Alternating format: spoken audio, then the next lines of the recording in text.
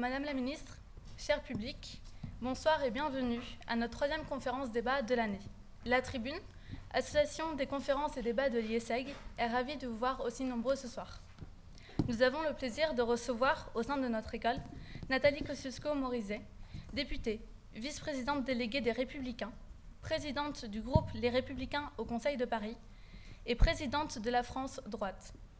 Femme de science, mais avant tout, femme de conviction. Vous nous faites l'honneur d'être parmi nous ce soir, pour partager un moment d'échange chaleureux, convivial et, comme vous en avez l'habitude, engagé. Madame Kosciusko-Morizet, parlons de vous. Après des études à l'école polytechnique, tout comme votre père, et le service militaire, vous décidez de rejoindre la politique pour y défendre vos idées, en particulier au sein de la famille gaulliste, avec laquelle vous partagez les valeurs de travail, d'autorité et de responsabilité. Fille de l'ancien maire de Sèvres, petite-fille de l'ambassadeur de France et arrière-petite-fille de l'un des membres fondateurs du PCF, vous semblez déterminée à perpétuer la tradition familiale en vous engageant politiquement. Votre dévouement, ainsi que votre implication admirable, vous ont permis d'occuper diverses fonctions, impliquant d'importantes responsabilités, cumulant ainsi plusieurs expériences gouvernementales à un très jeune âge. Autrefois Benjamine de l'Assemblée nationale, actuelle députée de l'Essonne, votre ambition semble n'avoir d'égal que votre engagement. Durant de nombreuses années, les ministères vous ouvrent leurs portes, mais c'est bel et bien avec l'écologie que vous semblez entretenir une relation particulière. Une relation passionnée qui n'aura pas échappé aux climato-sceptiques. C'est en 2010 que François Fillon vous tend enfin cette main que vous attendiez tant. Une main verte, en l'occurrence, puisqu'il vous confie le ministère de l'écologie. Un séjour de 2 ans, remarqué notamment de par une volonté de réduire les émissions anthropologiques au travers de votre réforme du Grenelle de l'environnement. Suite à l'élection présidentielle en 2012 et suite à votre candidature pour la mairie de Paris, votre famille politique vous charge de la rénovation du parti, en vous nommant vice-présidente de l'UMP, puis des Républicains. Une tâche accomplie avec brio. Ardente militante de la cause des femmes, vous plaidez pour la mise en œuvre réelle de la parité au sein des instances dirigeantes des Républicains. Être une femme politique, votre vision de l'avenir du marché et de l'emploi, sur les échéances politiques actuelles, les grands enjeux de la COP21, autant de sujets que nous allons aborder dans un premier temps lors de notre entretien politique animé par Younes et Mathieu ici présents. Par la suite, nous laisserons la parole au public pour un débat plus large. À la fin de ce débat, nous pourrons profiter d'un moment convivial autour d'un cocktail. Madame Kosciusko-Morizet, au nom de l'école, de ses étudiants et de la Tribune, nous vous remercions pour votre présence ce soir et vous souhaitons au nom de tous les étudiants présents un agréable débat.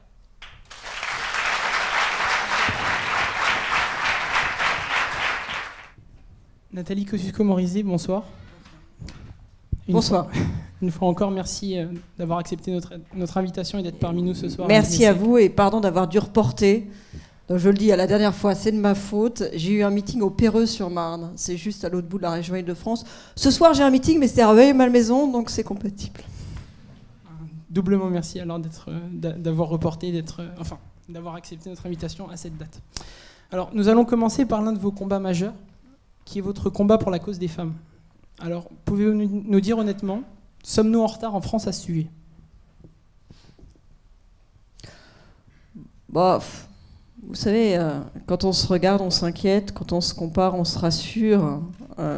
On trouvera un tas de pays où ça n'a rien à voir et où c'est beaucoup plus dur qu'en France. Mais je trouve qu'il ne faut pas s'arrêter là. Moi, ce que je trouve un peu triste en France, ce que je trouve un peu, c'est le décalage entre le fait qu'on est normalement la patrie des droits de l'homme, un pays qui aspire à un discours universaliste, et en fait un pays qui reste assez coincé sur la question de la place des femmes dans l'espace public. Mais ça ne date pas d'aujourd'hui. Vous regardez les débats au moment de la Révolution française sur le vote des femmes. 1793, à la Convention.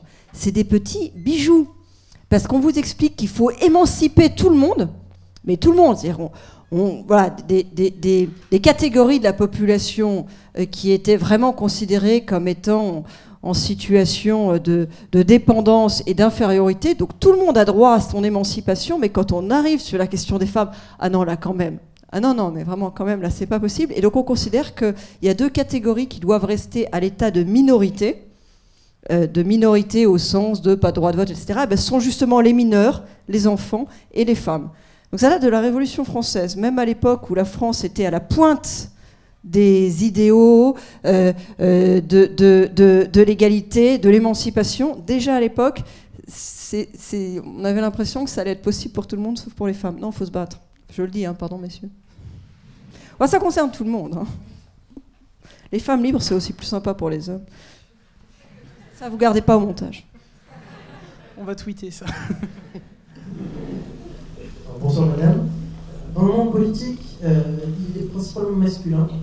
Concrètement, au cours de votre carrière politique, quels obstacles avez-vous rencontrés et quelles actions avez-vous mis en place pour y faire face?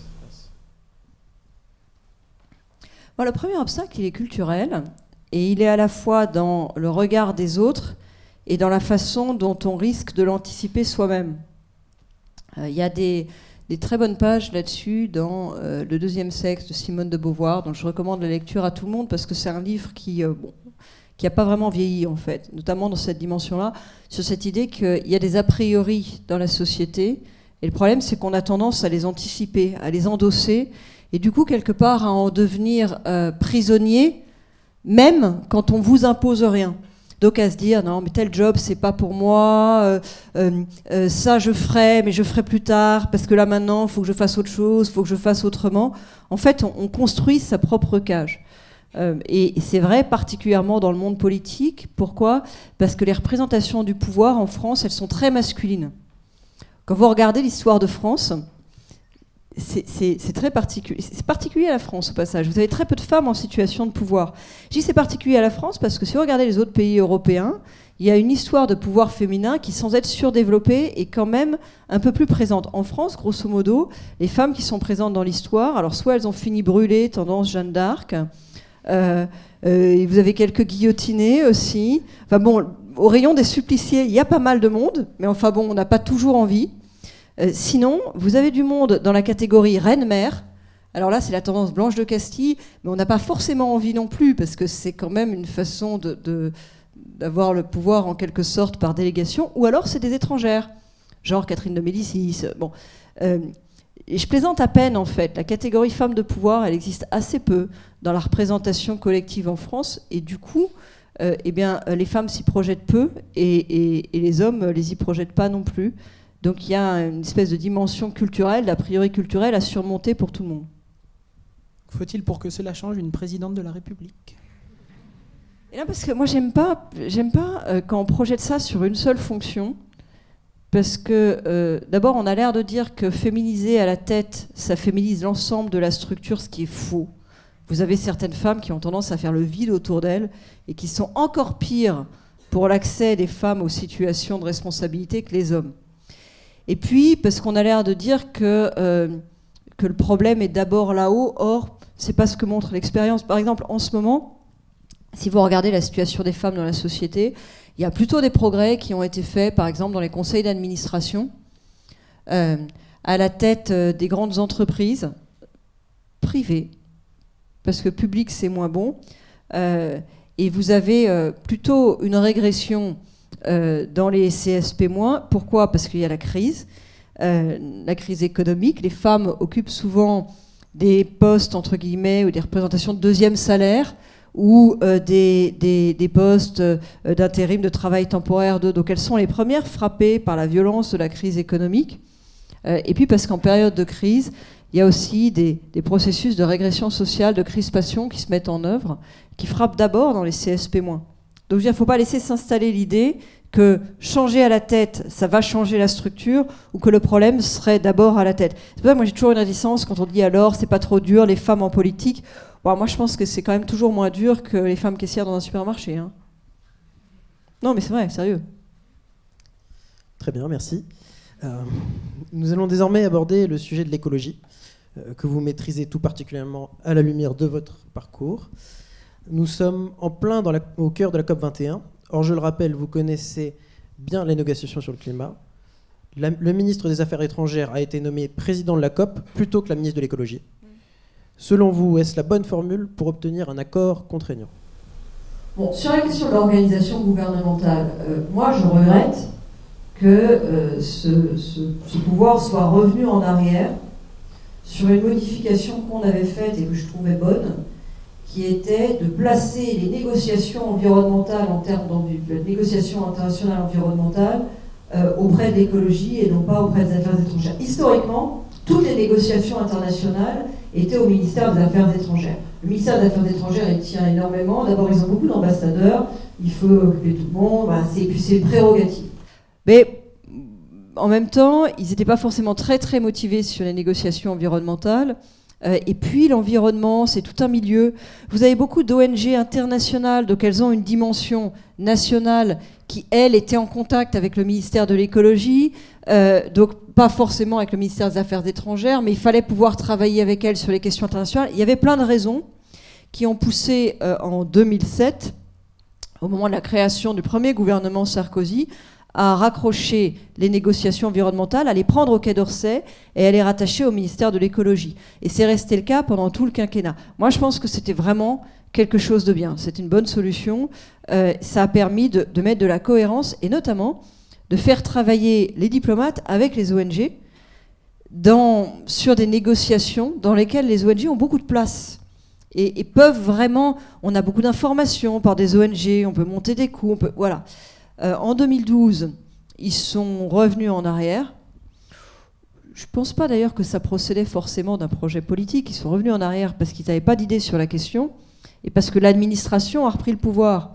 Et comme l'administration du Quai est plus puissante que l'administration de l'écologie, l'administration a remis la main dessus. Vous savez, au moment de la création d'un gouvernement, il y a un truc qu'on ne vous dit pas avant, je vous le dis pour le jour où vous serez nommé ministre. Non, c'est un truc important. On vous appelle et on vous dit que tu es nommé ministre de ça. Si vous êtes un bleu, vous négociez pas, vous êtes juste content, vous remerciez très vite et derrière, vous appelez votre maman pour lui annoncer. Si vous avez été alerté, donc c'est pour ça que je me permets de le faire, ou si ce n'est pas la première fois, vous savez d'abord qu'il faut négocier le titre et que tout de suite après, il faut négocier les décrets d'attribution. Parce que il y a des ministères qui sont stables à travers l'histoire, et puis il y en avait d'autres qui sont perpétuellement redécoupés. Et ils sont redécoupés au gré du titre, de ce qu'on vous a dit quand on vous a appelé, tu prends tel truc, mais aussi au gré des décrets d'attribution qui sont notamment rédigés par le secrétariat général du gouvernement. Et vous avez des sujets qui n'apparaissent pas dans votre titre, parce que sinon après ça devient trop long, et du coup, on ne vous a pas précisé, vous n'avez pas demandé, et en fait, il se trouve que c'est l'administration, le secrétaire général du gouvernement, c'est rattaché à Matignon, mais c'est une forme d'administration, c'est l'administration qui va décider. Donc les administrations se battent entre elles pour savoir à qui elles vont être rattachées.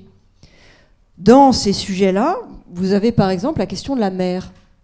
La mer, les ports, la pêche, ça change régulièrement de ministère. Vous avez des gens qui voudraient changer de ministère et qui n'y arrivent jamais. Par exemple, les architectes, ils sont rattachés à la culture, ils voudraient perpétuellement être avec le logement et le bâtiment. Vous avez des administrations comme l'énergie qui ont nomadisé un petit peu ces dernières années. Et vous avez eu les négociations internationales en matière d'environnement. En 2012, elles ont été rattachées à nouveau au Quai d'Orsay. Je vous dis, je pense que c'est plutôt à la faveur d'un lobbying administratif. Ça fait qu'aujourd'hui, c'est Fabius qui préside la COP. Moi, c'est pas une question de personne, c'est pas un choix entre Fabius et Royal, je m'en fiche, c'est pas mon sujet, mais je pense que par principe, c'est un petit peu dommage. Bon, honnêtement, ceci dit, c'est pas ça qui fera la différence dans les négociations. Justement, en parlant de négociations, on va projeter un sondage qui montre que 72% des Français estiment que la COP21 débouchera sur un accord de façade. Alors faites-vous partie de ces 72%? C'est-à-dire que alors moi, je connais bien les négociations climat parce qu'en fait, c'était mon métier avant de faire de la politique. Et c'est des sujets sur lesquels il faut être pessimiste actif, sinon il ne se passe rien. Il faut savoir que c'est énormément d'énergie produite pour un résultat relativement modeste au regard des enjeux. Mais en même temps, si on ne le fait pas, là, il ne se passe vraiment rien et on court vraiment à la catastrophe sans aucun espoir de l'éviter.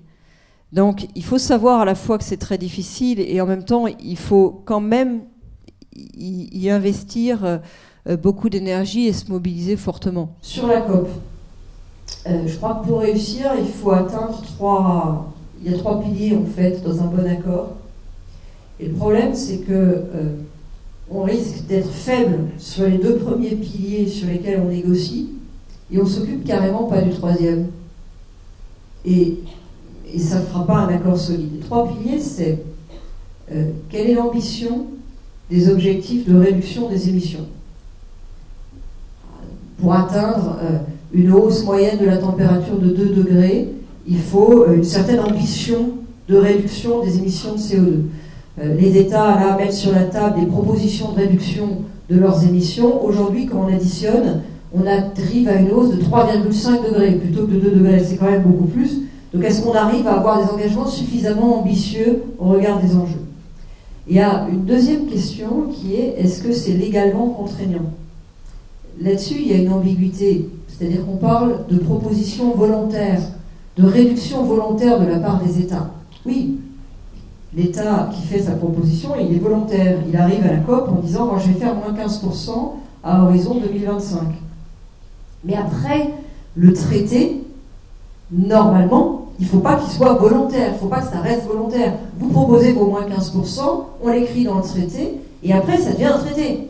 Donc à la base, c'était bien volontaire comme proposition, mais après, vous signez, vous ratifiez et vous êtes engagé. Ça, c'est comme ça que ça devrait se passer. Un certain nombre de pays, et notamment les Américains, disent non, mais bon, ça ne marche pas. Et notamment les Américains le disent parce qu'ils font remarquer que le Congrès américain ne voterait pas des accords légalement contraignants. Alors, c'est vraiment un sujet de débat, parce que si ce n'est pas légalement contraignant, tout ça pour ça. Et le problème, c'est que même si vous atteignez les 2 premiers piliers, donc des réductions ambitieuses et un traité légalement contraignant, si vous n'avez pas de sanctions, pour ceux qui ne respectent pas, ça ne va pas vous mener très loin. On a l'expérience de ça. Le protocole de Kyoto, en 1997, c'était déjà ambitieux comme réduction d'émissions. C'était vraiment ambitieux. Et c'était légalement contraignant. Sauf que les Américains, ils ont signé, ils n'ont pas ratifié. Et de toute façon, il n'y avait aucune sanction prévue. Et là, la question des sanctions, on n'en parle pas. Il ne faut pas fâcher. Oui, mais, et quand on en parle, on dit des choses, notamment la France, dit des choses, alors moi je le trouve vraiment vague. Notamment cette idée d'avoir un conseil de sécurité environnementale. Si vous voulez, on n'enverra jamais les casques bleus pour un pays qui ne respecte pas ses accords en matière d'environnement. Le vrai moyen, c'est de conjuguer les négociations environnementales et les négociations commerciales. C'est-à-dire de jumeler ça avec les accords OMC et de pouvoir, vis-à-vis d'un État qui ne respecte pas ses engagements en matière de réduction des émissions, mettre en œuvre une taxation de ses importations. Ça, c'est vraiment une mesure, si vous voulez, incitative. Voilà, on est dans un monde dans lequel l'incitation, c'est l'argent ou les armes. Vous savez bien que vous n'utiliserez pas les armes, on ne fera pas la guerre pour le CO2, donc c'est l'argent. Et pour le moment, cette piste est très peu explorée. Je ne dis pas d'ailleurs qu'on peut se mettre d'accord là-dessus à Paris, on ne peut pas. Mais on pourrait avoir dans le traité un paragraphe qui dit qu'on missionne un groupe de contact avec l'Organisation mondiale du commerce pour mettre en place des sanctions commerciales à l'égard d'un pays qui serait engagé au titre des accords de Paris et qui ne les respecterait pas.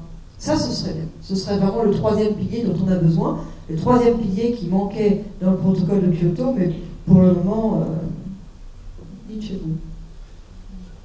Bon, parlons de ces difficultés autour du thème de l'écologie. Je vous cite, en France, il y a trop peu d'engagements concrets, trop de morale, en parlant d'écologie. Les partis écologistes ont connu une rentrée mouvementée. D'ailleurs, on entend très peu les républicains et les socialistes à ce sujet. Y a-t-il donc un problème écolo en France ? Alors, il y a deux sujets différents. Il y a un problème, moi je trouve, qui n'est pas seulement français, qui existe dans les sociétés occidentales, qui est cette idée que l'écologie, c'est un luxe qu'on se paye quand on a les moyens. C'est-à-dire qu'en gros, quand on a de la croissance, on se fait quelques plaisirs. Je pense que c'est une erreur, d'abord parce qu'il est possible qu'on ait durablement pas de croissance et on a quand même besoin d'écologie, et parce que je crois que c'est faux. C'est-à-dire que l'écologie, c'est pas juste une dépense en équipement, des pollutions, quand on en a les moyens, je pense que c'est un investissement, c'est un moteur de transformation positive de l'économie et de la société. On est dans des économies qui sont assez largement en bout de souffle, qui peinent à trouver un nouveau modèle. Et l'écologie, et notamment toutes les technologies qui sont au frottement entre l'environnement et le numérique, peuvent être l'occasion d'inventer des nouveaux modèles, une nouvelle forme de compétitivité. C'est tout ce qui est économie collaborative, valorisation différente du capital, ce genre de choses-là. Donc je pense qu'à la fois c'est une impasse de se dire que l'écologie, on se le paye juste en période de croissance, et je pense qu'en plus c'est une erreur, parce que l'écologie peut être justement l'occasion de retrouver une nouvelle forme de croissance. Par ailleurs, vous souleviez une citation, enfin une phrase que j'avais dit, mais plutôt un autre propos, qui est l'action de la dimension morale de l'écologie. Je trouve qu'en France, indépendamment de ce problème-là, de savoir si l'écologie est un luxe que je conteste, en France, on a tendance à mélanger la morale et la question technologique. Et ça donne des catastrophes en matière d'écologie. Les technologies, elles ne sont pas en elles-mêmes porteuses de morale. Le numérique ou l'Internet, c'est pas bon ou mauvais. Ça dépend de ce qu'on en fait. Le nucléaire, c'est pas bon ou mauvais. Ça dépend de ce qu'on en fait. Les biotech, c'est pas bon ou mauvais. Le feu, c'était pas bon ou mauvais. Avec le feu, vous pouvez allumer des bûchers pour brûler des sorcières, ou vous pouvez éclairer. Et ce que je veux dire, c'est qu'en France, on a tendance à créer des débats moraux pour fuir les vraies questions. Donc on s'enferme dans un débat moral, il y a les pour et les contre, en général les arguments des uns sont aussi mauvais que les arguments des autres, et en attendant, on a déplacé le débat là où il n'était pas, et on ne le traite pas là où il est. Sur les questions écologiques, c'est beaucoup comme ça. Par exemple, sur la question nucléaire, on a systématiquement un débat moral, alors que les vraies questions, elles sont assez techniques, elles portent sur la sécurité, elles portent sur la nature des investissements, enfin, je peux vous donner un exemple pour rendre les choses concrètes. Sur le nucléaire, la question de Fessenheim. Donc Fessenheim, c'est cette centrale qui est tout près du Rhin. Pourquoi tout le monde s'obsède sur Fessenheim? Pas parce que c'est la plus vieille, parce que vous savez, les centrales, c'est comme les vieilles voitures, on change toutes les pièces en fait, donc il y a un moment où elle est neuve quand même, enfin vous voyez, ça veut rien dire ça. La vulnérabilité, elle n'est pas là. Non, c'est parce qu'elle est proche de la frontière allemande, et donc il y a une dimension culturelle, les Allemands ils veulent plus de nucléaire, voilà, ça fait longtemps qu'elle est contestée, Fessenheim. On a la chance en France d'avoir une autorité de sûreté nucléaire indépendante, qui est une autorité par ailleurs de grande qualité. Cette autorité de sûreté nucléaire avait produit dans la revue qu'on a fait notamment après l'accident de Fukushima, avait produit des revues de sécurité des différentes centrales. Pour Fessenheim, elle disait il y a deux types de travaux, deux investissements majeurs à faire, sinon il faut fermer.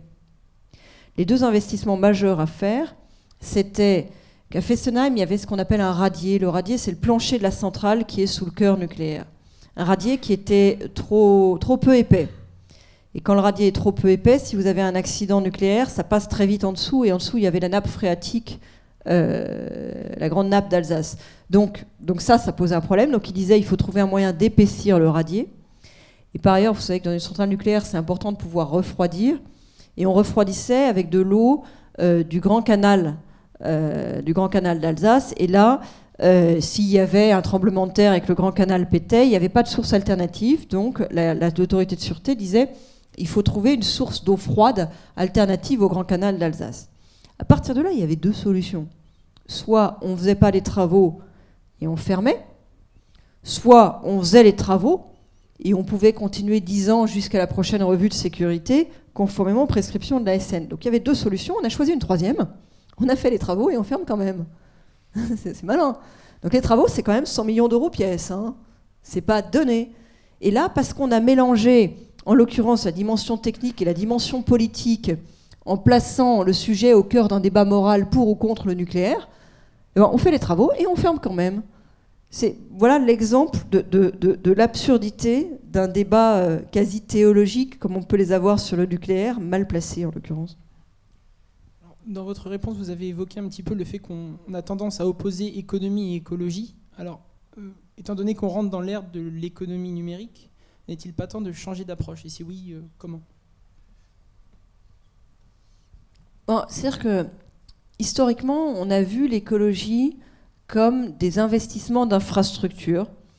Ce que c'était au début, c'est-à-dire qu'il faut se replacer dans le contexte des années 70, 80. Les politiques d'écologie, c'était des politiques en fait très techniques. Donc c'était gestion de l'eau.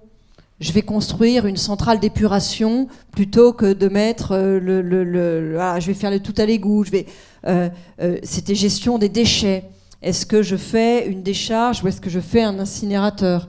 Donc c'est vrai qu'on était dans des logiques d'investissement d'infrastructures qui étaient par ailleurs financièrement très coûteuses. Mais il ne faut pas en rester là. Aujourd'hui, l'écologie, c'est des choses bien différentes. C'est des questions de société. C'est écologie et consommation. Comment est-ce que je peux développer des circuits courts pour pouvoir acheter et consommer des produits qui viennent de pas loin de chez moi? Et derrière ça, par exemple, il y a de l'emploi. C'est pas juste de l'investissement. Derrière ça, il y a de l'emploi, il y a du bien-être. Il y a la possibilité d'avoir des environnements, des espaces de qualité en proximité. Il y a l'agriculture à la ville. C'est écologie et santé. Comment est-ce que je vais construire la ville, organiser le système de transport de telle sorte qu'on ne soit pas pollué toute la journée? Derrière, il y a du bien-être. Et puis d'ailleurs, il y a aussi des économies, parce que l'impact de l'écologie sur la santé, aujourd'hui, est avéré. C'est ce que je disais, les nouveaux modèles de production et de consommation. J'ai une voiture, plutôt que d'avoir une voiture qui dort toute la semaine au parking, comment est-ce que je vais la valoriser? En la partageant. Et là, derrière, il y a une utilisation nouvelle du capital, mais aussi des flux d'énergie et de matière moindres, parce qu'on va se mettre à 4 sur une voiture. Donc on aura moins besoin d'utiliser de matière pour avoir un service de transport qui sera pourtant constant. Donc oui, l'écologie, c'est pas qu'elle rentrait en contradiction avec l'économie, c'est qu'il y a eu une époque où l'écologie, c'était de l'investissement pur. Et éventuellement, d'ailleurs, ça pouvait déboucher sur l'emploi, parce qu'il y avait des secteurs entiers, les entreprises de l'eau, les entreprises des déchets, et la France a été très puissante dans ces secteurs. Mais en tout cas, l'écologie restait un secteur en quelque sorte industriel. Aujourd'hui, c'est pas ça. Aujourd'hui, on est dans l'invention des nouveaux modèles écologiques. Par exemple, la domotique, c'est comment vivre mieux dans des espaces plus confortables, traversés par des flux d'énergie et de matière 10 ou 100 fois moindres que par le passé. Donc c'est à la fois l'économie de l'énergie et de la matière, et en même temps une vie plus agréable. Derrière, si vous produisez ces systèmes-là, vous créez des start-up, des boîtes dont le monde entier a besoin. Donc c'est plus juste des investissements. En fait, ce que je veux dire, c'est que l'écologie, aujourd'hui, c'est quelque chose d'assez révolutionnaire qui, associé à la dimension numérique, peut nous permettre de créer des nouveaux modèles, de créer des nouveaux emplois. Voilà, c'est en train de transformer profondément la société. Et je comprends la logique de ceux qui voient ça seulement comme un investissement, mais je leur dis, vous êtes restés en fait à l'ère industrielle, et on est quand même dans l'ère post-industrielle, et il ne faudrait pas passer à côté de tous ces nouveaux modèles. Alors, toujours au sujet de l'économie, Madame Kosciusko-Morizet, vous avez face à vous les acteurs du changement, comme on les appelle ici, les managers de demain. Alors, vous en faites pas, moi quand j'avais 20 ans, on était convoqués en grand uniforme dans l'amphithéâtre polytechnique et on nous disait « vous êtes les officiers de la guerre économique ». Alors ça nous faisait aussi quelque chose et puis après on s'en remet. Alors pouvez-vous partager avec nous votre vision de l'avenir du salariat? Alors mais c'est un vrai sujet parce que vous êtes, alors pour le coup vous êtes vraiment la cible. Le débat en politique sur la question du travail, à mon avis, est complètement ringard. Il est décalé par rapport à ce qui est en train de se passer dans le monde du travail. Là aussi, il y a des raisons. Aujourd'hui, 90% des gens qui travaillent sont salariés. Vous n'en avez que 10% qui sont indépendants. Mais les indépendants, sur les 4 dernières années, ils ont augmenté de 25%. Et c'est en train d'exploser à travers le monde. C'est vrai que si vous regardez la photo, vous vous dites « je m'occupe que des salariés ». Et donc, vous faites des débats sans fin sur l'épaisseur du code du travail, et je vais te faire 200 pages, et je t'en propose 183. Ou alors, vous promettez tout ce que vous n'avez pas fait en 2002. Donc, les 35 heures payées 39, les 39 payées 35, les 37 payées 38,5. Enfin, vous faites toutes les... Bon. Et puis, il y a l'autre solution qui est de regarder ce qui est en train de se passer dans le monde du travail et d'essayer d'avoir un temps d'avance. Ce qui est en train de se passer dans le monde du travail, je le redis, et qui concerne au premier chef votre génération, c'est ce développement massif de l'indépendance qui correspond à des drivers profonds qui sont là. Là aussi, moi je ne mets pas de dimension morale. Il y a des gens qui trouvent ça bien et des gens qui trouvent ça pas bien, l'indépendance. En général, dans votre génération, on trouve ça bien parce que ça correspond à des valeurs de cette génération. Honnêtement, celui qui a été salarié jusqu'à 55 ans, qui s'est fait virer et qui, pour continuer à bouffer, n'a pas d'autre choix que de se mettre en indépendant et d'essayer d'avoir des petits boulots, en général, il ne trouve pas ça bien au début. Donc il ne faut pas, vous voyez, il faut pas considérer que c'est forcément génial. Mais la question n'est pas là. Ça, c'est une façon morale d'aborder la question. La question, c'est que de toute façon, c'est en train de se passer. Ça correspond à des drivers technologiques, parce qu'avec le numérique vient le travail en réseau, vient aussi plus facilement le travail à la maison, le travail délinéarisé, la possibilité d'avoir plusieurs travails. Ça correspond à un driver économique, parce que les sociétés, elles sont en crise et elles veulent avoir beaucoup de souplesse. Et d'ici à ce qu'on réforme le code du travail, elles préfèrent en fait faire de la prestation, parce que c'est beaucoup plus souple pour elles. Et ça correspond à des drivers culturels, parce que notamment dans la nouvelle génération, le lien de subordination qui est au fondement du salariat, en général, ça ne plaît pas. On n'a pas envie. Ne correspond pas à l'esthétique de cette génération-là. Mais il y a plein de raisons qui font que c'est en train de se développer. Et moi, ce que je pense, c'est que la responsabilité du politique, c'est de prendre les devants. Sinon, la guerre entre Uber et les taxis, ce sera un zakouski par rapport à ce qui va se passer. La guerre entre Uber et les taxis, on la voyait arriver depuis plusieurs années. La politique a fait peu de choses, on a fini par se la prendre, et alors il y a eu menace de sanctions, comparution immédiate, table ronde en urgence. Enfin bon, voilà, quand le tsunami arrive, si vous n'êtes pas monté sur la colline, il y a un moment où il est trop tard. Et encore une fois, la guerre entre Uber et taxi, ça va être rien du tout par rapport à ce qui va se passer. Vous avez le monde de l'hôtellerie, vous avez le monde de la restauration, mais vous avez aussi tous les cols blancs. Parce que la révolution industrielle, ça a touché les cols bleus, la première automatisation. Mais la nouvelle automatisation, ça va toucher les cols blancs. Toutes les fonctions soi-disant intellectuelles et répétitives. Vous allez sur le site demanderjustice.com. Pour 64 €, vous avez les trucs de base que vous propose n'importe quel avocat pour 800 €. Je veux dire, moi, je pense que les avocats qui s'installent aujourd'hui en libéraux, il faut qu'ils fassent attention. Alors, je ne vous dis pas que c'est le même service, mais c'est en train de se développer. Et ça, c'est pas du col bleu, c'est du col blanc. Donc, il y a tous des boulots qui étaient des boulots de la classe moyenne supérieure, qui est aujourd'hui éventuellement menacée par des nouveaux modèles, et derrière, des formes, alors la plateformisation de l'économie et le développement à travers la plateformisation de l'économie du travail indépendant. Voilà, c'est en train de se passer. Moi, je pense qu'il faut que le monde politique prenne les devants et moi, j'ai un certain nombre de propositions là-dessus qui m'amènent non pas à dire qu'il ne faut pas s'occuper de la question des 35 heures, hein, je ne dis pas ça, mais à dire que la question des 35 heures n'est pas l'alpha et l'oméga de la réflexion sur les évolutions contemporaines du monde du travail.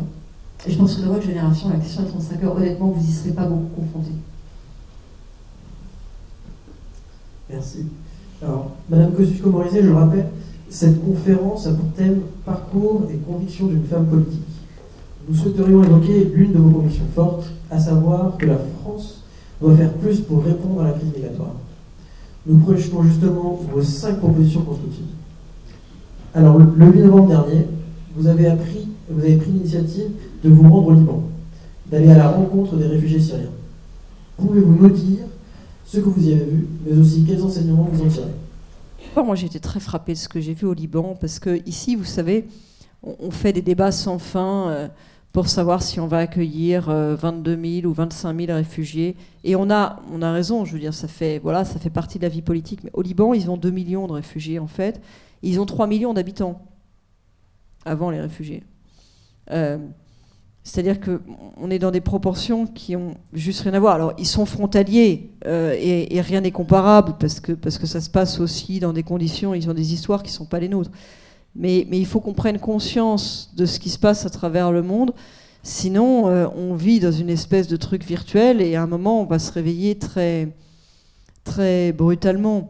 Donc au Liban, d'abord, ils ont une histoire des réfugiés à travers les réfugiés palestiniens. Ils ont quand même 300 000 à 400 000 réfugiés palestiniens. Une histoire qui a provoqué la guerre du Liban, une guerre dont on voit tous les stigmates dans Beyrouth. Donc ils ont une histoire rude sur la question des réfugiés. C'est associé pour eux à des souvenirs traumatiques, vis-à-vis desquels d'ailleurs la résilience du peuple libanais est étonnante, parce que la guerre civile, elle est toute proche. Et quand même, voilà, c'est des pays où on vit bien, on fait business, les gens y travaillent. Et là aujourd'hui, ils ont cette vague de réfugiés dont ils ne connaissent pas exactement le nombre, parce qu'ils ont arrêté de compter à 1 million. En fait, précisément, ils ont arrêté de compter à 1,2 million. Ils ont arrêté de compter pour des raisons qu'on peut comprendre, mais qui sont néanmoins problématiques. C'est qu'en fait, il y avait des aides internationales qui étaient données aux réfugiés qui étaient enregistrés, et ils considéraient que ces aides attiraient de nouveaux réfugiés. Et ils disaient, voilà, on est 3 millions, on a déjà plus d'1 million de réfugiés, il y a un moment où on arrête. Donc ils ont arrêté de compter. Arrêter de compter, ça veut dire arrêter d'enregistrer. Donc aujourd'hui, au Liban, les naissances ne sont pas enregistrées. Il y a des camps de réfugiés entiers qui ne sont pas enregistrés. Donc il n'y a pas d'éducation. Donc quelle génération on prépare? C'est-à-dire pour le moment, ça fait 1 an, 2 ans, mais vous savez, les camps de réfugiés, ça dure en moyenne, c'est une statistique dramatique de l'UNHCR, 17 ans. C'est-à-dire que vous pouvez avoir une génération qui est élevée sans éducation à ce rythme-là. Un camp pas enregistré, ça veut dire un camp dans lequel, par exemple, il n'y a pas du tout d'aide, donc possiblement il n'y a pas d'eau. Moi, j'ai vu un camp à côté de Baalbek. Baalbek, c'est sur la frontière syrienne. Ils n'étaient pas enregistrés. Et donc, ils buvaient l'eau d'une espèce de citerne d'irrigation à côté qui était remplie d'algues vertes. Et ils avaient eu 9 cas de lèpre dans le camp. C'était un camp où il y avait 30 tentes, hein, donc 9 cas de lèpre, ça fait beaucoup. De toute façon, un seul cas de lèpre, ça fait déjà beaucoup. Mais 9 cas de lèpre sur 30 tentes, ça fait beaucoup. On a des situations dramatiques aux frontières. Moi, je pense qu'on a 2 choses à faire. Enfin, d'abord, il faut qu'on prenne la mesure de ces situations-là qui sont des vraies bombes. Le Liban, c'est tout près, ça nous concerne énormément. On a une histoire avec le Liban. À côté, il y a la Turquie, ça nous concerne aussi. Tous ces pays-là, ça nous concerne beaucoup. Il faut qu'on prenne la mesure. Et il y a des choses à faire pour soutenir, pour aider. Au Liban, par exemple, ils attendent un réinvestissement de la France. Et c'est utile de le faire là-bas. Ne serait-ce que si on ne le fait pas parce qu'on se sent une communauté de destin, qu'on le fasse au moins pour éviter que ça vienne exploser chez nous. Bon, et puis par ailleurs, pour ce qui est de chez nous, la position que j'avais prise à l'époque et que j'assume complètement, c'est que le droit d'asile, il est dans la tradition française. Il n'est pas question de renoncer au droit d'asile. En revanche, il faut ce que j'avais appelé le restaurer dans son essence. Il faut dire clairement ce que c'est, parce que sinon, il y a un moment où ce sera plus acceptable pour les gens, où les gens comprennent plus de quoi on parle. Et le droit d'asile, c'est que quand quelqu'un est menacé dans son pays, pour de mauvaises raisons, il peut venir et on l'accueille. Mais ça ne veut pas dire qu'on mélange tout. Et je pense qu'un des problèmes des réactions qu'il y a eu en France, c'est qu'il y a eu le sentiment qu'on mélangeait de l'asile, de l'économique, au risque, à un moment, de susciter un rejet qui, en fait, amènerait à fermer toutes les écoutilles, ce qui, je pense, n'est pas une bonne idée. C'était le sens des propositions que j'ai faites à l'époque, que je peux développer, mais c'est pas forcément... Enfin, je veux dire, je sais pas, je suis prête à le faire, mais je sais pas si c'est votre focus. Allez-y, bien sûr. Voilà, je vous donne un exemple. Par exemple, moi, c'est un truc qui m'avait... J'ai été la seule à parler de ça, et je pense que les autres sont reprises pour la plupart aujourd'hui, en fait, de la classe politique, d'ailleurs, entre la droite et la gauche. La proposition 5 est conflictuelle. Intégrer les réfugiés par le travail. Aujourd'hui, si vous êtes droit d'asile, demandeur du droit d'asile, vous n'avez pas le droit de travailler. C'est le principe. Et vous avez le droit à une aide qui est à la fois modeste pour vivre bien, mais néanmoins coûteuse. C'est genre 400 et quelques euros. Moi, je pense que c'est pas une très bonne idée. C'est pas une très bonne idée parce que d'abord, comme on a une explosion des demandes en termes de droit d'asile, il y a un moment où ça coûte très cher et où du coup ça entraîne un rejet du processus. c'est pas une bonne idée, parce que de toute façon, en plus, les dossiers de demande de droit d'asile sont trop longs, d'où la proposition numéro 2, c'est-à-dire qu'il faut pouvoir traiter les dossiers plus rapidement. Et c'est pas très malin, parce que ça fait, bon, en l'occurrence, c'est beaucoup d'hommes jeunes, désœuvrés, alors qu'on pourrait s'organiser autrement pour avoir, encore une fois, il faut que ce soit dans des conditions qui sont encadrées.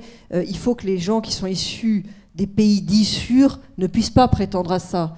Mais quand vous êtes dans un pays dans lequel, manifestement, vous avez des chances de pouvoir prétendre au droit d'asile, je pense que c'est mieux de se voir attribuer à titre temporaire la possibilité de travailler que de rester désœuvré pendant des semaines et des mois avec 400 €, en fait.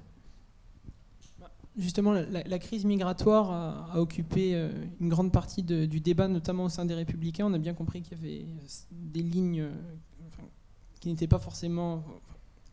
des lignes qui étaient parfois même, on peut le dire, opposées. Alors je vous propose maintenant de parler un petit peu des Républicains et de toute l'actualité, notamment électorale, qui s'annonce.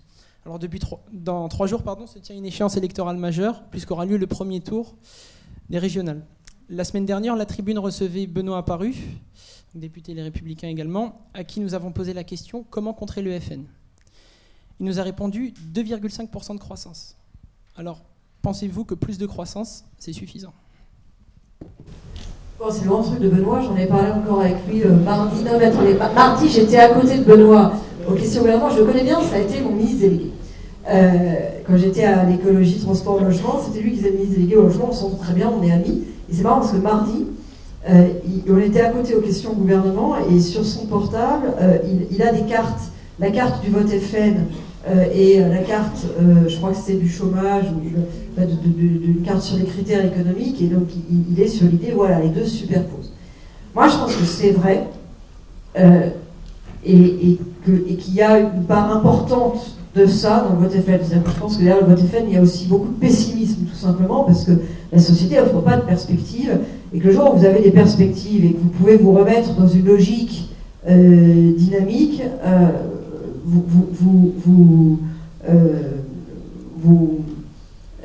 vous en sortez. Mais je pense que c'est pas que économique. Je pense qu'il y a une dimension qui est aussi cette idée que la société est cassée. C'est-à-dire que la question, c'est pas juste la croissance. La question, c'est est-ce que cette croissance vous concerne? Est-ce que vous pouvez vous sentir être partie de cette société? Est-ce que vous avez l'impression qu'elle est pour vous, qu'elle ne vous rejette pas, que vous y avez votre place? Est-ce que vous avez l'impression qu'elle fonctionne encore de manière juste? Par exemple, moi je pense qu'une des machines à fabriquer du vote FN, c'est le sentiment qu'il y a de l'abus. C'est le sentiment qu'il y a, entre guillemets, des passagers clandestins. C'est le sentiment, et à tous les étages, c'est le sentiment que les élites sont là pour se protéger et que les politiques s'organisent pour avoir les postes, pour s'arranger entre eux et pour protéger la famille. Et c'est le sentiment que dans l'entreprise, il y a ceux qui se protègent, il y a les parachutes dorés et il y a toujours ceux qui trinquent. C'est le sentiment que les systèmes sociaux font l'objet d'abus. Donc oui, je suis d'accord avec lui pour dire qu'il y a une forte dimension économique, mais je crois aussi que ça se nourrit de frustration auquel on laisse la part trop belle par défaut de réforme. Et il y a, sur un certain nombre de sujets, moi je pense, des réformes simples à faire pour couper court à la frustration. Je reste juste sur la question des abus en un mot. Quand vous regardez la fraude, en fait, c'est pas forcément la fraude aux systèmes sociaux, la fraude fiscale, c'est à la fois beaucoup et en même temps en proportion, c'est pas des trucs énormes. Mais dans le mal que ça fait, c'est considérable. Parce qu'on est dans une société dans laquelle chacun a l'impression que l'autre profite plus que lui. Faites le test, vous êtes avec des gens et vous leur demandez si les autres ils abusent pas. Vous allez vous rendre compte, sans préciser, hein, vous allez vous rendre compte que chacun pense que les autres abusent. Les autres étant tous des gens différents. Mais chacun pense qu'en fait, il se retrouve à être la victime du système, à être celui qui se fait avoir. Cette idée qu'on se fait avoir. Donc il y a ceux qui payent beaucoup d'impôts qui pensent qu'ils se font avoir par le système. Il y a ceux qui n'en payent pas du tout qui pensent qu'ils se font avoir parce que l'ascenseur est cassé et ils n'ont aucune perspective. Il y a ceux qui sont au milieu qui pensent qu'ils se font avoir parce qu'ils ont moins d'aide que ceux qui sont en dessous et quand même moins de surface que ceux qui sont au-dessus. On est dans une société dans laquelle chacun porte beaucoup de frustration. Et je crois qu'il y a quelques mesures un peu radicales à prendre pour sortir de cet état de frustration généralisée qui est quand même, qui est d'abord très pesant et qui politiquement conduit à des bonnes catastrophes. Alors, vous vous revendiquez gaulliste à l'heure où le parti opère un virage à droite. Y a-t-il encore un avenir pour le gaullisme au sein des Républicains? Vous savez, le gaullisme, moi les non-ismes, j'ai toujours un peu c'est encore celui que je préfère, mais j'ai toujours malgré tout une petite réticence. Le gaullisme, c'est le mieux résumé dans l'expression d'une certaine idée de la France. Si le mot n'était pas aussi mal connoté, moi je vous dirais que je suis patriote, ou maintenant en politique, tous ces mots-là, ils sont bêtement connotés, c'est une catastrophe. Moi je suis convaincue que la France est particulière et que les Français sont particuliers. Je pense qu'on est un peuple singulier. De par notre histoire, de par notre culture, et qu'on reste un peuple singulier qui a un message particulier à porter au monde. Et je pense que ça a des avantages et des inconvénients. Les avantages, c'est quand même, ça rend la vie plus intéressante. Les inconvénients, c'est que quand on n'est pas au rendez-vous de cette histoire-là, on est très frustré et très malheureux. Et si vous avez dans d'autres pays, vous voyez la situation de la France, on mange, on sort, de temps en temps on tombe sur des becs et des grosses catastrophes, mais grosso modo, il y a quand même beaucoup de pays où on est plus malheureux qu'en France. Mais il y a aussi beaucoup de pays qui aspirent à moins que le peuple français. On est quand même habité par cette idée qu'on a un message universel, et je trouve que, je pense qu'une partie de notre problème vient du décalage, de la frustration entre cette aspiration à plus et une situation qui n'est pas tout à fait au rendez-vous. Parlons maintenant Vous de êtes la d'accord ? primaire. Je n'ai pas le droit de m'exprimer sur le sujet. Voilà, Nous vous sommes faites le apolitiques. journaliste. Mais c'est pas de la politique, ce que je vous dis. Enfin, vous voyez, c'est pas de la politique au sens partisan. C'est une question qui peut être débattue. Hein. Vous pouvez très bien me dire que c'est complètement idiot et que tous les peuples se ressemblent, et qu'après le reste c'est juste une question d'histoire, de couleur du drapeau et de système social et culturel. Moi, je ne crois pas ça. Je pense que quand vous regardez l'histoire, il y a par exemple, on est un peuple qui a une histoire très créative. Tous les grands systèmes politiques, les grandes découvertes technologiques, les grands mouvements culturels sont nés en France. Vous regardez le nombre d'écoles de Paris, entre guillemets, qu'il y a eu à travers l'histoire, que ce soit dans le domaine scientifique, dans le domaine culturel, dans le domaine politique, c'est considérable. Et ça, c'est une singularité, d'abord, dont il y a lieu d'être fier, et qui a lieu de cultiver. Le revers de la médaille, encore une fois, étant que quand on a l'impression qu'on n'est pas au rendez-vous de cette histoire-là, on le vit mal. Oui, pour le coup, je suis d'accord. Parlons maintenant de la primaire qui s'annonce dès plus rythmée. Alors, nous affichons désormais le dernier sondage IFOP paru le 2 novembre dernier. Chacun dans cette amphithéâtre peut avoir une certaine interprétation de ces chiffres. Nous vous proposons de nous livrer la vôtre. D'abord, jusqu'au dernier moment, les sondages, ils vaudront rien dire sur matière de primaire. Souvenez-vous, je ne sais pas si vous vous souvenez, non, vous êtes trop jeune, la primaire socialiste. Alors, je vous raconte un truc. La veille de la primaire socialiste, Valls, il était devant, il faisait 12, et Montebourg, je crois qu'il faisait 8. Puis finalement, Montebourg, il a fait 18, et Valls, il a fait 5. Pourquoi ? Parce que, en fait, dans un sondage, vous sondez un corps électoral. Dans une primaire, le corps électoral, il est non défini. Vous ne savez pas qui va aller voter. Et les gens qui vont aller voter, ce n'est pas juste une proportion du corps électoral ordinaire, c'est une sélection, entre guillemets. Une sélection qui se fait sur des critères que vous ne maîtrisez pas. Les gens qui sont susceptibles de voter droite ou centre à la présidentielle en 2017, c'est 11 millions de personnes. Sur ces 11 millions de personnes, vous en avez entre 2 et 4 millions qui iront voter à la primaire. Mais lesquels ? Vous ne savez pas. Donc les gens, ils ne peuvent pas sonder. Donc c'est pas pertinent jusqu'au dernier moment. Là, en plus, 1 an à l'avance, quand il n'y a pas eu les déclarations de candidature, et en pleine campagne qui porte sur d'autres sujets, pour moi, c'est en dehors du propos. J'ajoute que moi, je fais partie de ceux qui trouvent que la primaire part trop tôt. Je pense que le mélange de la primaire avec les régionales n'est pas une bonne chose, et que le mélange de la primaire avec les attentats était une chose particulièrement négative. Alors, Madame Kosciusko-Morizet, avant d'ouvrir la discussion avec le public, nous avons une dernière question. Madame, vous avez l'expérience des campagnes électorales. Vous avez occupé un certain nombre de postes à responsabilité. Vous êtes actuellement numéro 2 du parti d'opposition. Vous avez lancé votre propre mouvement. Qu'est-ce qu'il va dire? La France droite. Vous avez un mouvement de jeunes soutiens, donc La Ruche. Mais aussi, ça, je vous promets. Mais aussi et surtout, vous êtes une femme moderne qui incarne le renouveau politique réclamé au sein des Républicains, mais plus largement par l'ensemble des Français. Alors, madame, serez-vous oui ou non candidate à la primaire de la droite et du centre? Alors, en général, il la pose plus cash que vous. Hein. Et puis, il me la pose. J'ai droit genre 12 fois par jour. Je vais vous dire, moi, je m'applique à moi-même ce que je prône pour les autres. Je viens de vous dire que le mélange de la primaire avec les régionales, c'était nul. Le mélange de la primaire avec les attentats, c'était encore pire. Je crois que le sujet, il n'est pas actuel. Je vais vous dire un truc. La politique, c'est comme la... Il y a une chronobiologie de la politique.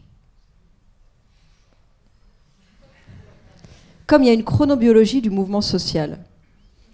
Regardez ça, ça peut être utile dans votre vie pro.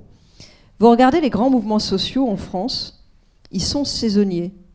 Ça se passe à l'automne et au printemps. Ils sont saisonniers selon un cycle qui est toujours le même. Ça commence par des grèves en septembre ou en mars. Ça monte.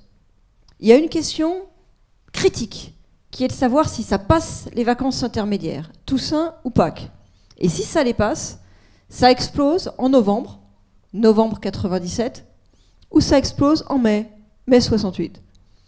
Et vous ne trouverez pas de grands mouvements de rue qui n'aient pas suivi ce cycle-là. Et d'ailleurs, à contrario, c'est utile à savoir, quand vous voulez faire une réforme des retraites, alors vous la lancez fin mai, vous la faites monter gentiment en juin, et les syndicats, ils appellent à la grève pour le 10 juillet. Et là, c'est comme vous la votez fin juillet, c'est bon pour vous. Donc ça, voilà, cette connaissance qui vient un peu avec l'expérience et beaucoup avec l'observation peut être utilisée à différents escients. Et voilà, c'est pareil, la primaire, ça a beau être nouveau, il y a des cycles électoraux, il y a des cycles d'intérêt, et aujourd'hui, en plein hiver, enfin en plein automne, et alors qu'on arrive vers l'hiver, et avec tous les événements qu'on a eus, c'est zéro actualité. Donc je ne vous réponds pas à cette question. J'ai de bonnes raisons de le faire. Je comprends tout à fait, et du coup j'ai une question un peu plus cash à vous poser. Qu'est-ce que l'on peut vous souhaiter pour l'avenir? Non mais c'est vachement trop perso ça. Non mais je réponds pas, là c'est moi qui réponds pas. D'accord, on respecte. Vous savez, les hommes et les femmes politiques ont aussi des souhaits, des espérances. Enfin, imaginez, je vous regarde dans les yeux et je vous dis qu'est-ce que je peux vous souhaiter pour l'avenir. C'est vachement personnel. Vous ne pouvez pas me le faire. En fait, je vous pose cette question parce que Benoît Paris nous a dit très clairement que lui, il aimerait bien briguer un ministère. Il nous l'a dit, je tente ma chance. Moi je le connais, Benoît, c'est un garçon sentimental et il a aussi d'autres espérances que celle-là. Non, il ne vous a pas tout dit. Merci beaucoup.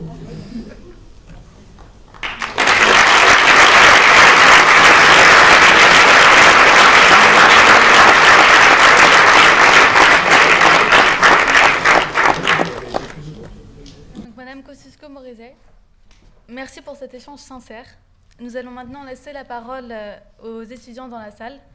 Le temps de quelques questions avant de passer au cocktail. Nous allons être obligés de n'en prendre que quelques-unes. J'espère que vous comprendrez. Vous aurez l'occasion de discuter plus en détail au moment du cocktail. Bonjour. Tout d'abord, merci beaucoup d'être venu nous voir ce soir. Alors ma question, elle n'est pas politique, elle est plutôt sur justement les énergies et sur l'innovation. On parle beaucoup des nouvelles énergies telles que l'éolien ou le solaire. Mais en 2013, durant l'été, aux États-Unis, il y a eu la première réaction de fusion nucléaire qui a produit plus d'énergie que nécessaire. Et on sait tous ici que la fusion nucléaire est l'énergie du lointain futur, mais qui sera totalement propre et produisant le plus d'énergie. Pourquoi est-ce qu'en France, aujourd'hui, on n'investit pas plus dans ce type d'énergie afin d'être, comme à l'époque de la fission nucléaire, d'être dans les premiers leaders à pouvoir avoir cette énergie et la revendre à travers le monde? Est-ce que c'est quelque chose sur le débat moral? Est-ce que c'est le risque de ne jamais obtenir cette technologie? Est-ce que vous avez une idée de cela? Merci. On est parmi les seuls dans le monde à regarder ça quand même et investir d'un peu près dessus. Mais c'est vrai qu'on est là pile dans la question tout à l'heure sur le débat, le mélange du débat moral et du débat technologique. Il y a une peur. Je pense qu'il y a plusieurs problèmes. Il y a cette inquiétude de quelque chose qui vous échappe. Et c'est vrai que le mésusage du nucléaire à travers l'histoire a quand même un peu refroidi tout le monde. Et puis il y a un problème particulier à la France, qui est qu'on a très peu de scientifiques dans le monde politique. C'est un vrai problème, hein, parce que vous imaginez pas ce que ça donne parfois. Ça donne des trucs hallucinants. Il y a des conversations parfois en commission. Moi, je les garde pour moi, mais ça pourrait faire les grandes heures du Canard enchaîné. Moi, je suis en commission des lois. Alors, en commission des lois, vous avez surtout des avocats et des juristes, mais de toute façon, même dans l'hémicycle, des gens qui ont vraiment une formation technique. Je vous parle pas de ceux qui seraient médecins ou je parle de ceux qui ont une dimension de techniciens, d'ingénieurs. Il y en a très très peu. Et ça fait qu'il y a des sujets qui sont moyennement bien traités. Aujourd'hui, ça n'a pas toujours été le cas en France. Et c'est pas le cas dans tous les pays du monde, il n'y a pas de fatalité à ça. Il y a même des pays dans lesquels c'est l'inverse. Par exemple, vous regardez, alors je ne les prends pas en exemple, hein, c'est pour vous dire qu'il n'y a pas de fatalité. Vous regardez le Parti communiste chinois. Le comité central du Parti communiste chinois, c'est que des ingénieurs. En général, ils sont ingénieurs spécialisés en énergie. Et dans le cœur du réacteur, j'allais dire, en fait, ils sont tous spécialisés en énergie nucléaire. Parce que c'est leur filière d'excellence là-bas. Nous, pour des raisons variées, on ne s'est pas construit comme ça. On a un monde politique qui, progressivement, s'est beaucoup éloigné de la culture scientifique. Je pense que c'est un vrai souci. Mais c'est un souci sur plein d'autres sujets. Hein. C'est un souci sur les biotech. C'est un souci même... Je vais vous dire, ça n'a pas besoin d'être tweeté. Moi, je l'ai vécu comme un problème à l'occasion de la catastrophe de Fukushima. Moi, j'étais ministre en charge, donc notamment de la sûreté nucléaire. Ça faisait partie des trucs qui n'étaient pas dans le titre et qui avaient intérêt à négocier dans le décret d'attribution. Donc moi, j'avais la sûreté nucléaire, donc je m'occupais beaucoup de ça.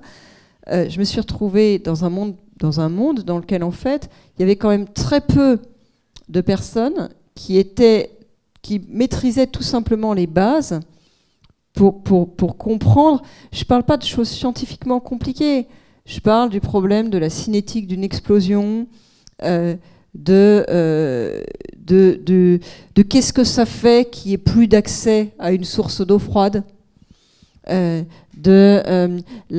question de la durée de vie des particules, des choses qui sont relativement basiques, mais qui en fait, quand vous ne les maîtrisez pas et que vous êtes dans l'urgence et que vous avez besoin de comprendre ce qui est en train de se passer, vous êtes vachement embêté. Et ça, je crois que c'est un peu particulier à la France. On a un problème, on parle toujours de la variété, et on a raison, par genre et par origine sociale de la composition politique, mais on devrait aussi parler de la variété par culture, en fait, d'origine. C'est un vrai sujet.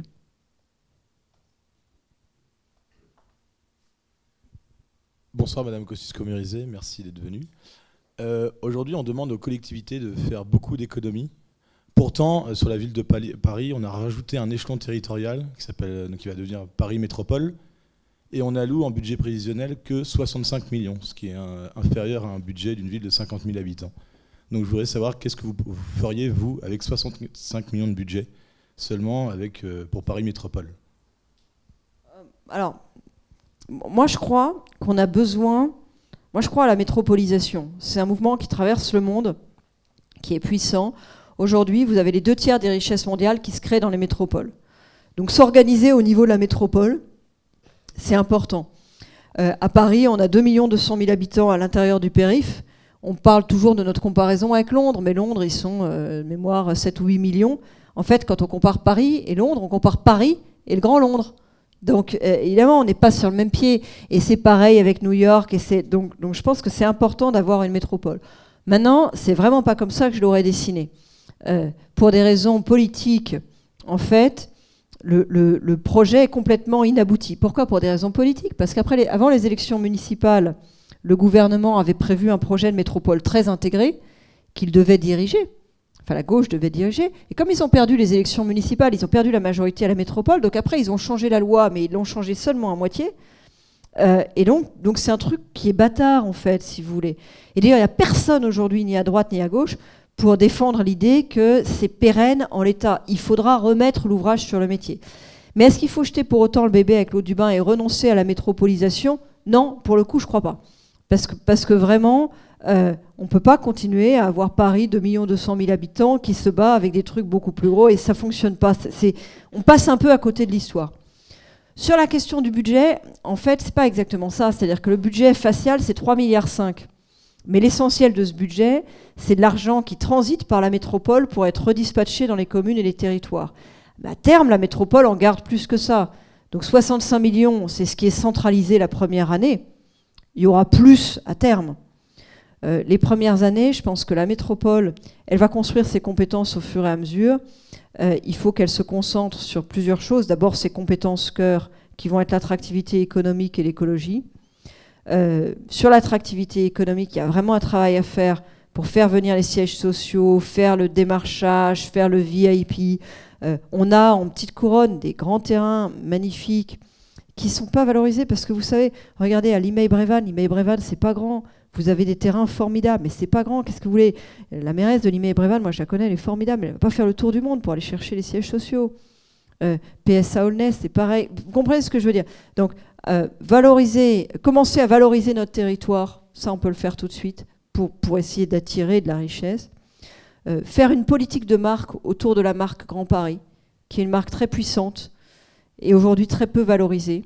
Moi, par exemple, je pense qu'il faudrait que tous les territoires, dans leur nom, prennent le mot Grand Paris. Mais à terme, je crois aussi que ce serait bien de pouvoir proposer aux communes qui le souhaitent d'accoler le mot Paris à leur nom. Ce qui correspond à une réalité. Vous savez, aujourd'hui, vous habitez Montrouge. En général, vous êtes les enfants de ceux qui habitent le 14e et vous n'avez pas pu vous payer un truc dans le 14e. Et d'ailleurs, le sud du 14e s'appelle le Petit Montrouge parce qu'en fait, c'est un quartier de l'ancien Montrouge qui a été intégré à Paris au 19e. Vous habitez Pantin, bah vous habitez Pantin. Si demain, vous habitez Paris-Pantin, le monde vous situe en quelque sorte. D'ailleurs, quand vous êtes à l'étranger, si vous habitez Pantin et qu'on vous demande où vous habitez, vous ne dites pas que vous habitez Pantin, vous dites que vous habitez Paris.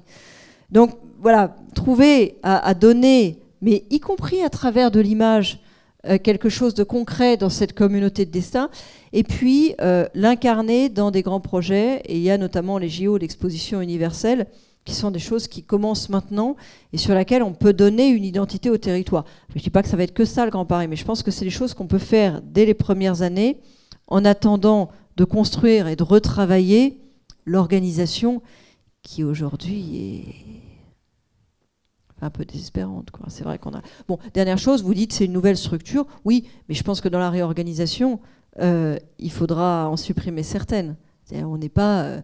le millefeuille est ridicule. C'est aussi pour ça que c'est inabouti. C'est qu'ils ne sont pas allés au bout de la logique.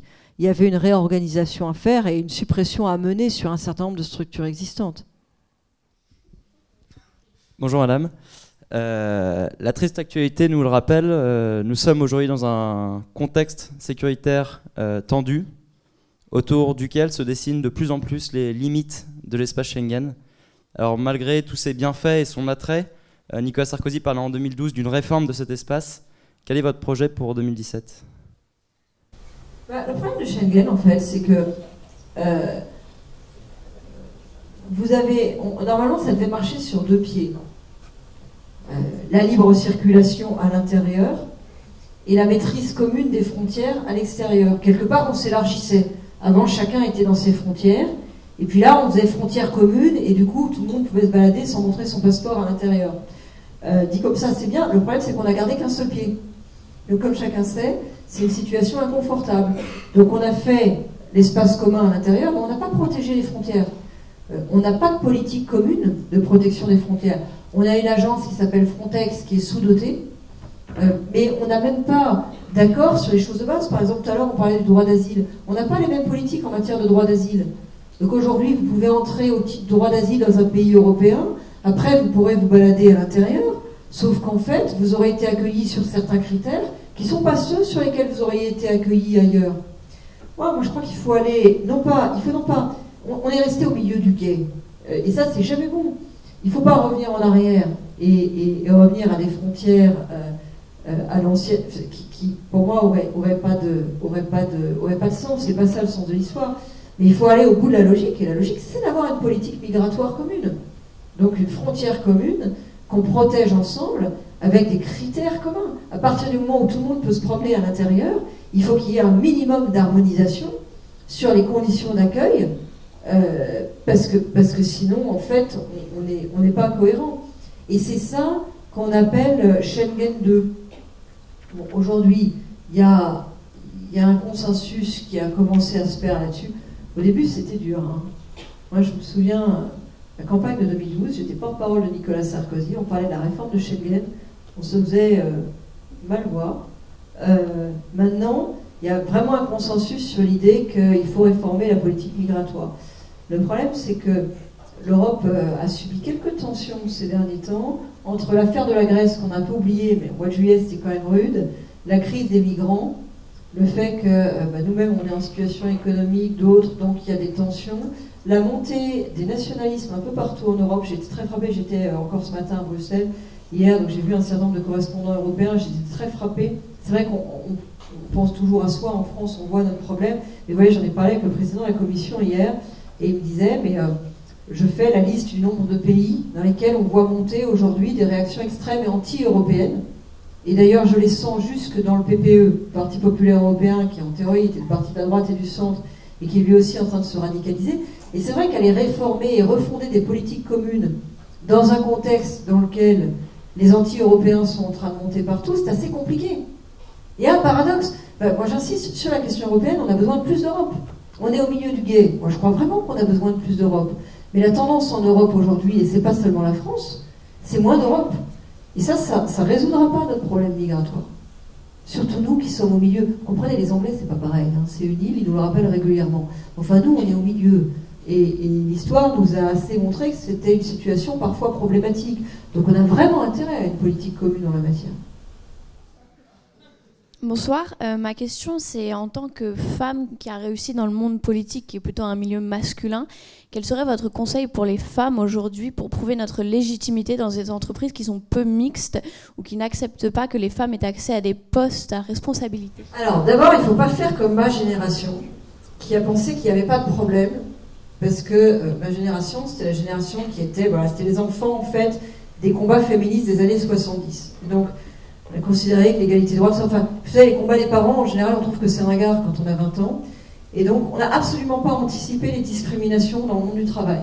Moi, quand j'avais 20 ans, que j'étais étudiante, on n'en parlait pas. On considérait que c'était un autre problème, que c'était un sujet qui était derrière. Et quand on a eu 30 ans, on s'est rendu compte qu'on n'avait pas été embauché au même salaire que les garçons. Donc, ça commençait dès l'embauche. Et que, à chaque augmentation, il y avait un effet de cliquet supplémentaire. Donc, il faut être conscient des discriminations, non pas pour s'obséder dessus, parce que sinon, quand même, on a une vie triste, mais pour pouvoir, en quelque sorte, les contrer d'avance. Ma deuxième suggestion, c'est que je pense que les femmes ont trop tendance à vouloir séquencer les choses. Je fais ça maintenant, je ferai ça plus tard. Moi, je pense qu'il faut être boulimique. Il faut vouloir tout faire tout de suite. Parce qu'en fait, sinon, on se contient, on pense qu'on organise sa vie, et finalement, on prend du retard. En France, on est quand même dans un système dur, dans lequel ceux qui n'ont pas pris les positions... On n'est pas dans un système... on n'est pas dans une concurrence très civilisée dans le monde professionnel. Le monde professionnel, je crois que ça nous est quand même particulier. Il y a une forme de brutalité dans la concurrence. Et donc, il faut chercher à... Enfin, c'est mon conseil, hein, mon tempérament aussi, mais il faut chercher à aller saisir les choses quand on a vraiment envie de les saisir. Il ne faut pas se rationner soi-même. Quelque part, il ne faut pas anticiper non plus les rationnements qu'on va vous imposer. Et puis après, je crois qu'il faut aussi et ça aussi c'est un projet personnel, je crois qu'il faut aussi se mettre dans la logique de considérer que les discriminations, c'est d'abord le problème de celui qui discrimine. Parce que sinon, on se met à les anticiper. Moi, ça m'est souvent arrivé, vous avez plein d'interviews comme ça, où les gens ils me demandent quasiment, mais alors ça vous fait quoi d'être une femme? Alors, c'est une femme dans un monde d'hommes, ça vous fait quoi? Et à un moment, vous en avez marre, quoi. Moi, j'ai l'habitude, hein, ça fait maintenant 42 ans que je suis une femme, donc, vous avez mon âge, donc, vous avez envie leur dire, si ça vous pose un problème que je sois là, c'est votre problème, c'est pas mon problème. Et il faut se mettre dans la logique que le type qui trouve ça bizarre que vous soyez là, il faut lui faire sentir que c'est un peu lui qui a un problème. Parce que sinon, on se met là aussi à le porter pour lui quelque part. On se met à porter ce poids-là. Et je pense qu'il faut tendre en fait aux discriminants de toute nature une espèce de miroir. Et tu me regardes avec un œil mauvais, c'est ton problème, c'est toi qui es ringue, c'est toi qui es dépassé, c'est toi qui n'as pas compris le monde comme il va. Moi, c'est ce que j'essaye de pratiquer en tout cas, alors avec un succès inégal, parce que parfois il y a des gens qui sont quand même très très très ancrés dans l'idée qui sont là de droit divin pour toute éternité et que les femmes sont des invitées en fait dans leur monde. Mais avec un peu d'opiniâtreté, on finit par leur faire comprendre. Dernière chose, ne pas croire que la discrimination est un problème strictement générationnel. Parce que la discrimination, c'est un problème culturel avant d'être générationnel. Et on a tendance, quand on ne les a pas déconstruits, à reproduire les processus qui sont présents dans la société. Donc, se dire, ça a été, voilà, en gros, les hommes de 50 ans me discriminent parce que j'en ai 20 ou 25, ils n'ont pas compris que c'était pas moderne, mais ça va s'effacer avec le temps. En fait, pardon, je vais être désagréable, mais c'est moyennement vrai. C'est moyennement vrai, encore une fois, parce qu'on produit les schémas mentaux. Donc il faut les combattre à toutes les générations. Et les hommes, ils pensent toujours qu'ils sont beaucoup plus modernes que leurs pères et leurs parents. C'est pareil dans la vie de couple d'ailleurs, c'est-à-dire qu'ils changent une couche, ils donnent un biberon, et ils essayent de faire passer ça pour un geste d'héroïsme. Non, ça n'est pas un geste d'héroïsme. Alors pour eux, c'est peut-être un geste d'héroïsme parce que papa ne l'avait jamais fait. Mais là aussi, vous voyez, c'est la même chose. Il faut considérer que c'est le problème de papa s'il ne l'avait jamais fait. Mais ça va rapidement devenir votre problème si vous acceptez de rentrer dans la logique que c'est un geste d'héroïsme de la part de votre mec. Donc voilà, il faut se rendre compte que c'est pas complètement générationnel, ça existe à tous les âges.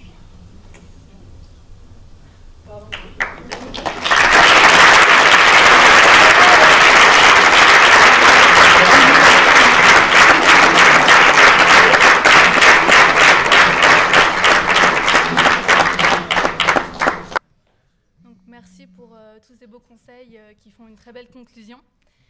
Nous arrivons donc à la fin de cette conférence débat. Nous vous proposons de continuer d'échanger dans la salle d'à côté autour du cocktail. Ceux qui n'ont pas eu l'occasion de poser leurs questions, vous pourrez bien entendu le faire. Je finirai en remerciant l'IESEG qui nous a permis d'organiser cet événement dans les meilleures conditions. Les étudiants pour votre présence ce soir et vos questions pertinentes. Bien entendu aussi Nathalie Kosciusko-Morizet et toute son équipe pour leur temps et leur implication dans cette conférence. Merci beaucoup.